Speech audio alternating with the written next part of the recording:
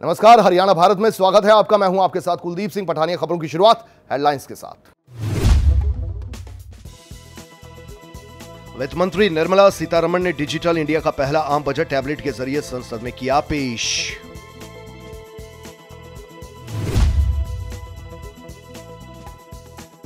आम बजट 2021 में सरकार ने किसानों को दी बड़ी सौगात। सरकार ने कृषि लोन की लिमिट को बढ़ाया।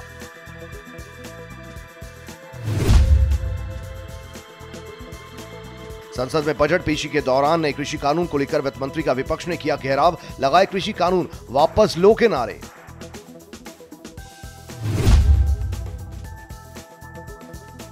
कोरोना संकट के बीच बजट में हेल्थ सेक्टर को दी गई प्राथमिकता। वित्त मंत्री ने पीएम आत्मनिर्भर स्वस्थ भारत योजना का किया ऐलान। और रविवार को अनाज मंडी में 36 बिरादरी की महापंचायत के बाद सोमवार को पलवल हाईवे पर पुलिस का हाई अलर्ट। आम बजट 2021 देश का पहला पेपरलेस बजट है। कोरोना वायरस महामारी के दौर में वित्त मंत्री निर्मला सीतारमण ने संसद में पेपरलेस बजट पेश किया। इस बार वो स्वदेशी बही खाता की जगह एक टैबलेट में बजट लेकर आई। बजट भाषण में वित्त मंत्री ने कहा कि 2021-22 का बजट 6 स्तंभों पर टिका है। पहला स्तंभ है स्वास्थ्य और कल्याण, दूसरा भौतिक और वित्तीय पूंजी और अवसंरचना, तीसरा आकांक्षी भारत के लिए समावेशी विकास, मानव पूंजी में नवजीवन का संचार करना, पांचवा नवाचार और अनुसंधान और विकास, छठवां स्तंभ न्यूनतम सरकार और अधिकतम शासन। वित्त मंत्री निर्मला सीतारमण को संसद में बजट पेश करते समय नए कृषि कानून को लेकर विपक्ष के विरोध का सामना भी करना पड़ा। बजट पेश करने के दौरान वित्त मंत्री निर्मला सीतारमण ने जैसे ही कहा कि हमारी सरकार किसानों के कल्याण के लिए प्रतिबद्ध है, वैसे ही विपक्षी दल के नेता लोकसभा में हंगामा करने लगे। इस दौरान विपक्षी दलों के नेता कृषि कानून वापस लो के नारे लगाने लगे, जिसकी वजह से विपक्षी सांसदों का हंगामा देखते हुए वित्त मंत्री को कुछ मिनट तक अपना भाषण भी रोकना पड़ गया। वित्त मंत्री निर्मला सीतारमण ने बजट 2020-21 में किसानों को बड़ी सौगात दी। बजट में सरकार ने कृषि लोन की लिमिट को बढ़ा दिया। सरकार ने इस बार किसानों को 16.5 लाख करोड़ तक लोन देने का लक्ष्य तय किया है। इस बार कृषि कानूनों के विरोध में जो माहौल देश में बना हुआ है, उसे देखते हुए मोदी सरकार का यह फैसला काफी अहम माना जा रहा है।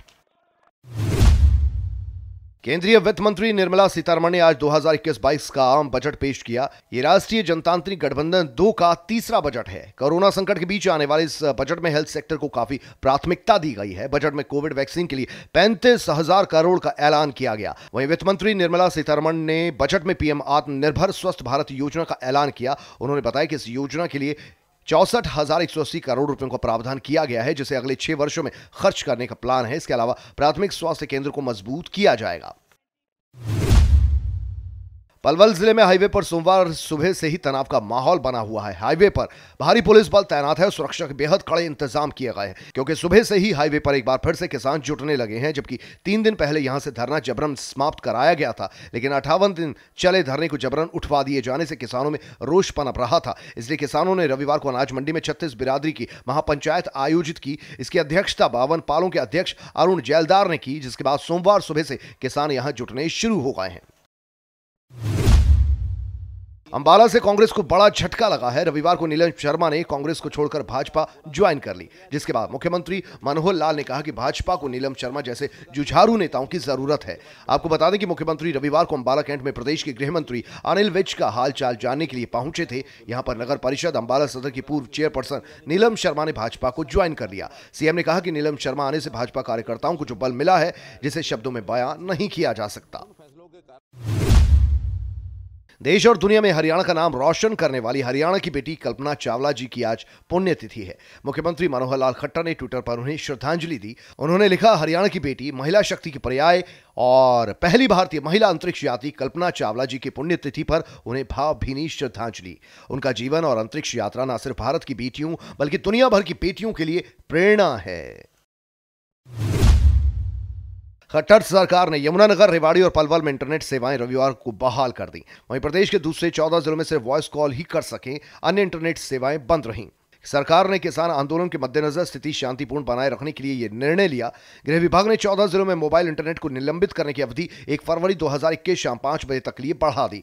राज्य सरकार ने एमएमएस, व्हाट्सएप, फेसबुक, ट्विटर जैसे सोशल मीडिया प्लेटफॉर्म्स के माध्यम से दुष्प्रचार और अफवाहों के प्रसार को रोकने के लिए इंटरनेट सेवाओं को बंद करने का फैसला लिया है।